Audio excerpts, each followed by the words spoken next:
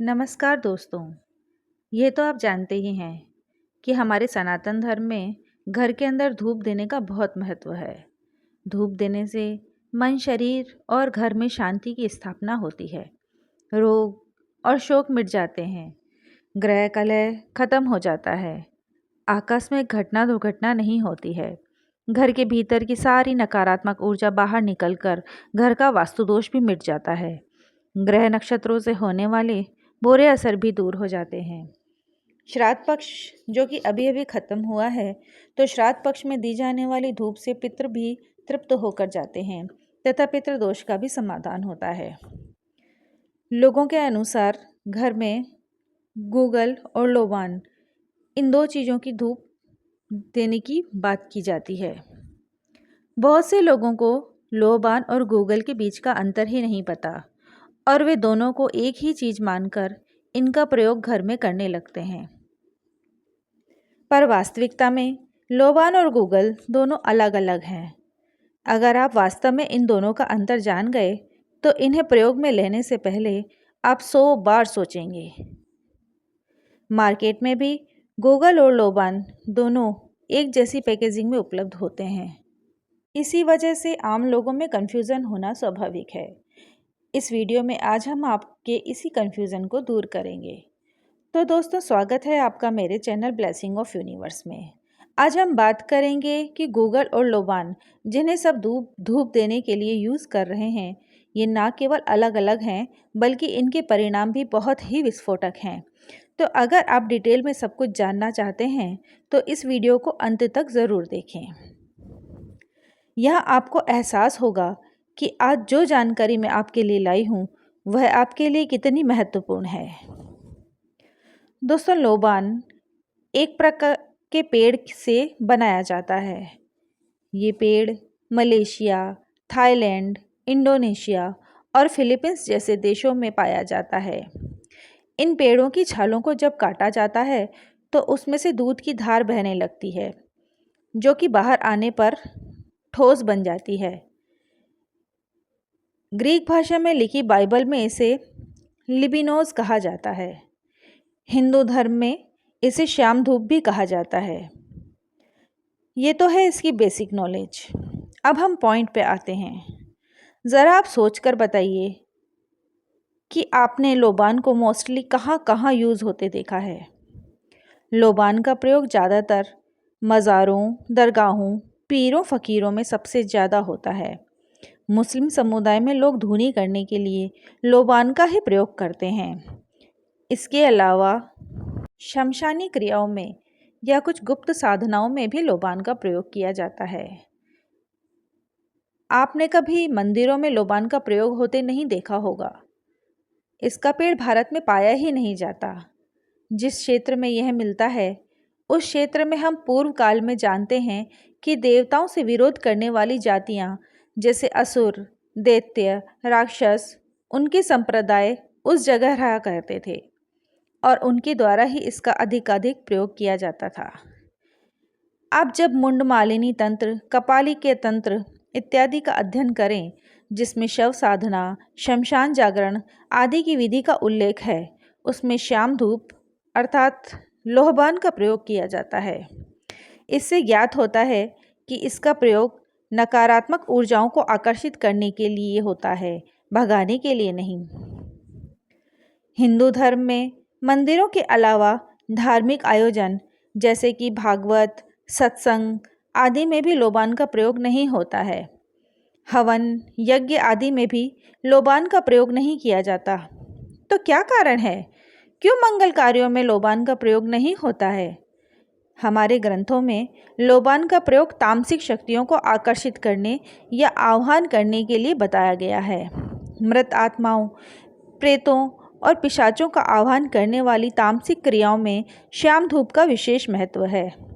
शमशान में बैठा तांत्रिक स्वाभाविक रूप से देवताओं को तो याद नहीं कर रहा होगा। उसे अपनी सिद्धियों के लिए मृत आत्माओं, प्रेतों की आवश्यकता होती है, जिनसे वह अपना कार्य करवाता है। शमशान भूमि में उपस्थित देवीय शक्तियों जैसे भैरव, चंडिका और उनके गणों को भी श्याम धूप से ही आकर्षित करने का विधान है। तो आप खुद ही बताइए, ज़रा सोचिए और फिर बताइए कि क्या दरगाह एक कब्र नहीं है? तो जिस गंध से नकारात्मक शक्तियाँ आकर्षित हों, मेरी समझ में तो उसे घर में कभी नहीं जलाना चाहिए। सभी सकारात्मक शक्तियाँ लोबान की गंध से वो स्थान छोड़कर चली जाएंगी और जिन प्रेत आत्माएं जिन्हें ये सुगंध पसंद है, वो बार बार आपके द्वार आने का बहाना ढूंढेंगी। आप ही सोचिए, अपनी समझ को इस्तेमाल करके बताइए कि क्या लोबान घर में जलाना सही माना गया है?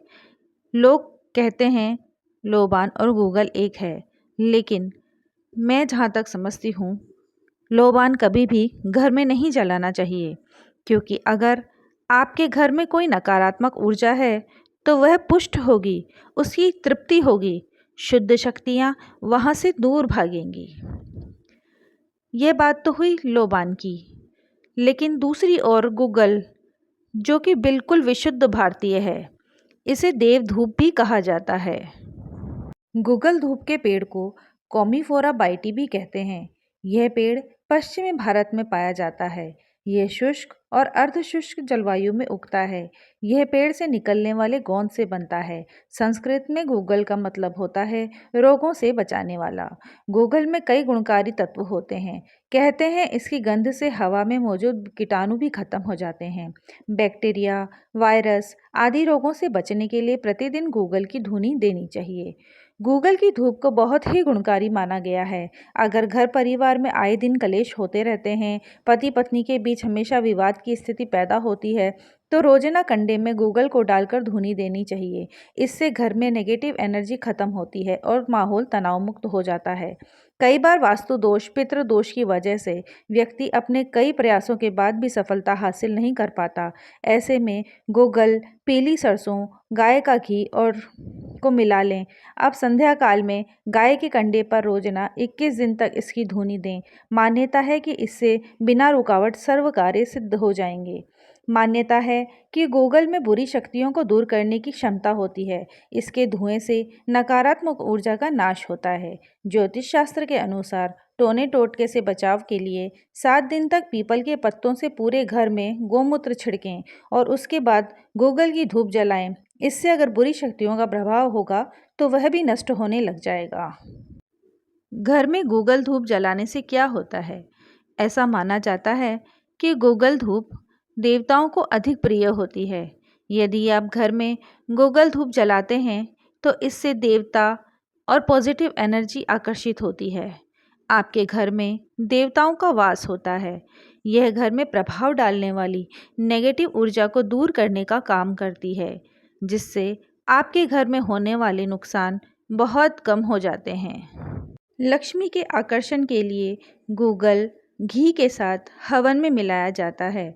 गूगल, लौंग, कपूर, इलायची, शुद्ध घी और गौ माता के गोबर से बने उपलों पर आप सामान्य सा हवन भी या धूनी करते हैं तो नेगेटिव एनर्जी भागती है और घर में देवताओं का वास होता है।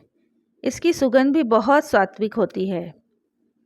तो दोस्तों, आशा करती हूँ कि इस वीडियो से आपको समझ आ गया होगा कि आपके लिए क्या सही है। अब आप स्वयं ही निर्णय लें कि आपको लोबान जलाना चाहिए या नहीं। आशा करती हूँ कि इस वीडियो से आपको ज़रूर लाभ मिलेगा। तो दोस्तों, अगर आपने अभी तक मेरे चैनल को लाइक और सब्सक्राइब नहीं किया है तो प्लीज़ सब्सक्राइब करें और बेल आइकन ज़रूर दबाएं। और इतना आग्रह करती हूँ कि इस वीडियो को अपने सनातनी लोगों के साथ शेयर ज़रूर करें। जय माता दी।